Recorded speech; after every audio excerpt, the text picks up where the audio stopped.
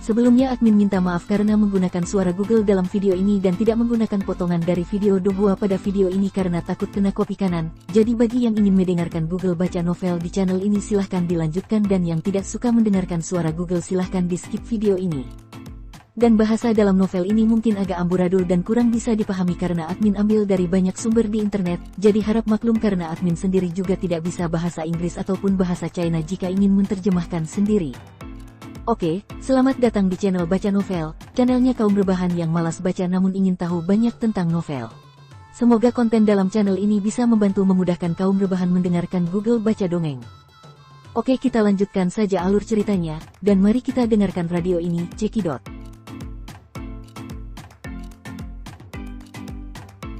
The Land of the Miracle Bahasa Indonesia episode 17. Ibu, kembalilah. Selama kamu bisa kembali, tidak peduli apa yang kamu inginkan pasti akan aku lakukan, aku akan mematuhimu. Jika kamu ingin aku memiliki 3 istri dan 4 selir, aku akan memiliki 3 istri dan 4 selir. Dan mempunyai anak, selama Anda inginkan, saya akan melakukan apapun yang Anda ingin saya lakukan. Tubuh Lan Ge perlahan tergelincir dan jatuh ke tanah, bersujud di tanah, menangis dengan sedihnya. Fahua terhubung dengannya, merasakan kesedihannya yang mendalam, dan mau tidak mau berempati dengannya. Dia adalah seorang yatim piatu, dia belum pernah bertemu orang tuanya, dan saat ini, pasangannya juga menjadi yatim piatu seperti dia. Penatua Agung berdiri perlahan, dengan tangan di belakang, air mata berlinang di matanya, tetapi yang tidak bisa dilihat oleh Fahua dan Lan Ge adalah ada hal lain di matanya selain air mata. Baik Penatua Agung maupun Fahua tidak pergi untuk menghibur Lan Ge. Pada saat ini, hal terpenting adalah membiarkannya menangis dan melampiaskan rasa sakit batinnya. Kalau tidak, jika emosi tidak dilampiaskan, itu hanya akan menjadi lebih buruk. Setelah setengah jam penuh, tangisan Lan Ge berangsur-angsur mereda, wajahnya menjadi pucat, dan seluruh ekspresinya menjadi sangat aneh. Ini akulah yang membuat mereka terlibat. Jika aku tidak mendapatkan mutiara tanpa tanding, iblis tidak akan datang. Mereka tidak akan mati, gumam Lan Ge dengan getir. Diam, Penatua Agung tiba-tiba menggeram, menyebabkan Fahua dan Lan Ge memandangnya. Penatua yang biasanya baik hati telah berbalik saat ini, wajahnya hanya serius, apa gunanya mengeluh? Mungkinkah jika Anda mengeluh tentang orang lain di sini, dapatkah mereka bertahan? Sebagai putra seorang raja, satu-satunya putra, apa yang harus kamu lakukan adalah memikirkan tentang bagaimana mewarisi perintah ayahmu dan yang terpenting bagaimana membuat negara dalam pikirannya stabil.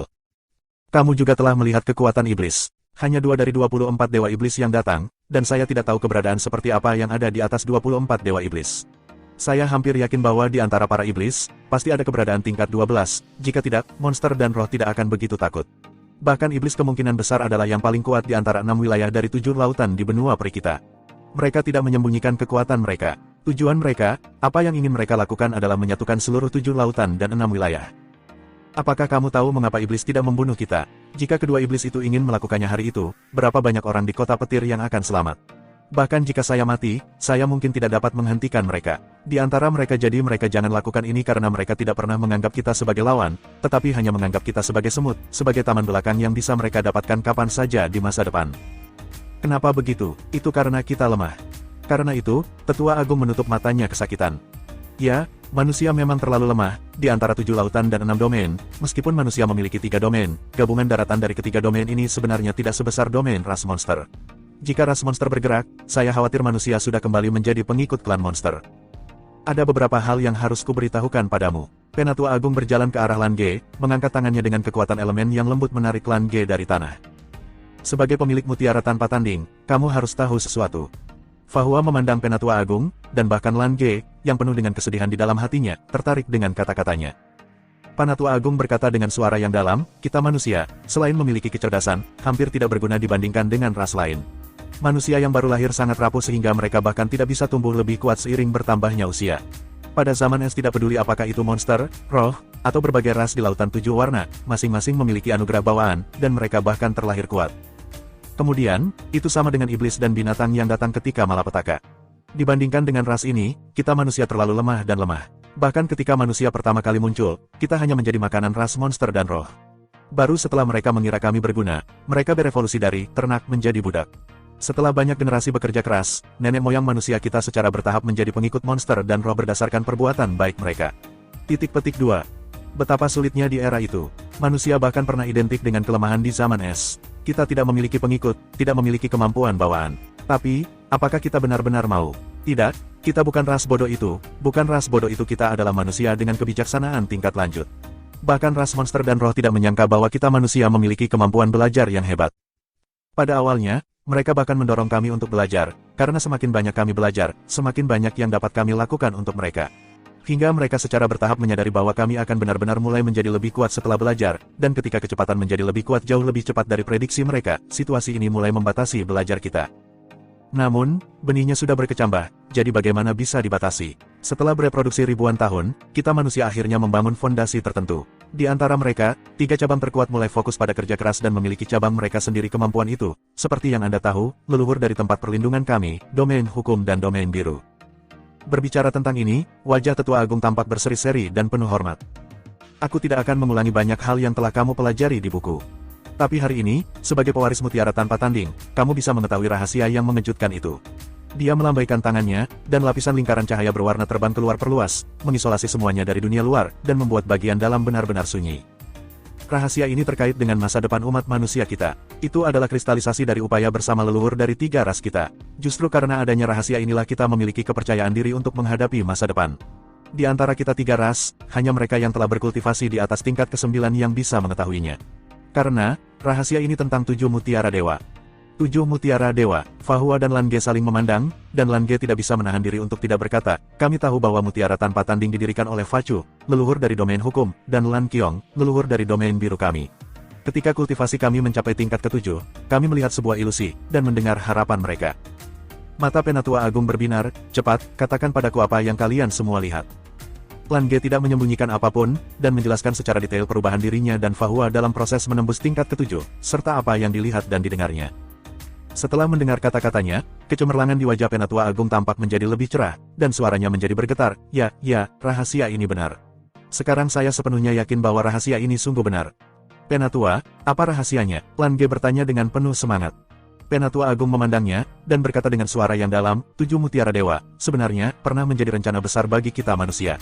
Ini adalah tujuan akhir bagi kita manusia untuk bertahan hidup dan berperang melawan semua ras di 7 lautan. Dan 6 wilayah di masa depan. Fahua dan Lan Ge menatapnya dengan tercengang. Penatua Agung berkata dengan suara yang dalam, pada awalnya, kode ramalan suci di wilayah hukum meramalkan datangnya malapetaka. Setelah itu, Tian Xing, pengontrol kode ramalan, menghilang. Hilangnya ini bukan karena dia pergi, tetapi karena, pada saat itu bagian dari ramalan tentang bencana telah dirusak olehnya. Fahua dan Lan Ge menatap Penatua Agung dengan heran. Dan yang paling terkejut adalah Fahua. Domain hukum mendukung ketertiban dan mematuhi janji, dia tidak dapat membayangkan bahwa leluhurnya akan melakukan hal seperti itu, dan Cakrawalalah yang memadatkan kode ramalan di antara 3 kode suci. Tahukah Anda, status leluhur Tianxing adalah yang kedua setelah leluhur Facu. Tapi dia menghilang seperti kilatan di dalam panci. Menurut ungkapan yang diturunkan dari kuil, leluhur Tianxing sedih atas kematian Yanwu dan meninggalkan negara Jianmu untuk menyegel kode ramalan. Nenek moyang Yanwu memperoleh kitab suci ketiga yaitu kitab suci kata dan roh, dan kitab kata dan roh juga hilang setelahnya. Jika bukan karena hilangnya 2 kitab suci ini, yang sama terkenalnya dengan permulaan semua hukum, mungkin domain hukum saat ini akan menjadi lebih kuat. Tanpa diduga, situasi yang sama sekali berbeda terdengar dari Tetua Agung. Penatua Agung mengalihkan pandangannya ke Fahua, selama rencana ini, yurisdiksi membayar harga yang sangat mahal. Dapat dikatakan bahwa sebagian besar paruh pertama dari rencana ini dapat diselesaikan melalui pengorbanan yurisdiksi. Nafas Fahua agak pendek, dia tidak mengajukan pertanyaan lebih lanjut, tetapi diam-diam menunggu narasi Penatua Agung. Tidak ada keraguan lagi bahwa Penatua Agung adalah salah satu manusia teratas saat ini, dan apa yang dia ketahui juga merupakan rahasia inti manusia. Tetua Agung berkata dengan suara yang dalam, 3 leluhur Facu, Tianxing dan Yanwu, semuanya adalah generasi kesombongan dan generasi kekuatan besar. Dapat dikatakan bahwa kita manusia dapat memiliki situasi saat ini, dan mereka telah memberikan kontribusi besar. Di domain biru kami hanya leluhur Lan Qiong yang dapat dibandingkan dengan mereka. Bahkan sampai sekarang, domain monster tidak tahu bahwa domain hukum dan domain biru pada awalnya adalah satu, dan bahkan dalam arti tertentu menjadi tempat suci umat manusia. Zaman es, tentu saja, adalah zaman kegelapan bagi kita manusia, tetapi juga merupakan zaman persatuan yang tulus di antara semua umat manusia. Setelah itu Penatua Agung menghela nafas, ekspresinya menjadi gelisah. Selama zaman es, kita manusia hanya bisa berjuang untuk bertahan hidup. Semakin banyak yang kita pelajari, kita juga mulai memiliki bakat kita sendiri. Sampai sekarang, kita belum dapat memverifikasi 3 upacara besar dari domain hukum. Dan asal mula mengapa domain biru dapat memadatkan lautan elemen. Ini adalah kebijaksanaan leluhur, tapi ada satu hal yang bisa saya beritahu Anda. Alasan mengapa tempat suci itu bisa terbentuk, dan diakui oleh domain monster, dan menjadi sekutu yang mereka hargai terutama melalui metode perkawinan campuran. Transformasi Dewa Iblis secara alami disebabkan oleh garis keturunan monster dan roh. Ini adalah keputusan yang dibuat setelah diskusi internal oleh manusia tingkat tinggi kita. Untuk memungkinkan anggota klan kita berkembang, agar untuk itu memungkinkan kita manusia untuk mewarisi. Kami dengan enggan memilih pria dan wanita muda dengan penampilan paling luar biasa, dan berdamai dengan semua ras di benua peri, sehingga generasi mendatang dapat memperoleh sejumlah darah mereka. Mendapatkan kemampuan untuk perubahan Dewa Iblis, dan mendapatkan warisan ini. Setelah mendengar kata-kata ini, Fahua dan Lan Ge hanya bisa terkesiap. Selama zaman es, itu sangat sulit. Kesan mereka tentang tempat perlindungan selalu tidak terlalu baik. Dalam pandangan mereka, manusia di tempat perlindungan terikat pada domain monster, dan mereka bahkan tidak dapat dianggap sepenuhnya mandiri.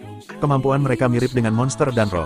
Dalam artian, banyak orang di ranah hukum dan ranah biru tidak menganggap manusia Swaka sebagai manusia murni, bahkan lebih menolaknya.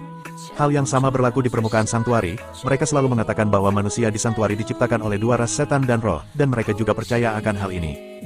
Apa yang Penatua Agung katakan hari ini lebih dari sekedar rahasia, itu hanyalah kombinasi dari rahasia yang tak terhitung jumlahnya. Karena durasi yang begitu panjang maka akan admin batasi sampai di sini saja, episode selanjutnya akan admin bahas di video selanjutnya ya.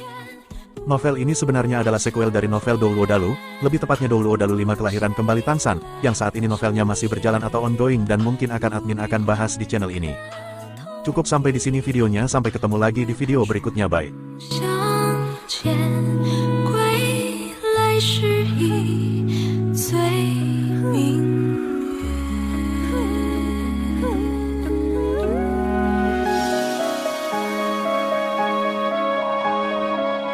有那个女人在身边，始终是个麻烦。难道你打算一直这样吗？那又能怎么样？她现在这个样子。这片云不知归期。 渺渺万里何处去？只记去离别时的你，仍年少一起。轻眼光却难忘记，愿我如那时的风，拂去尘世俗。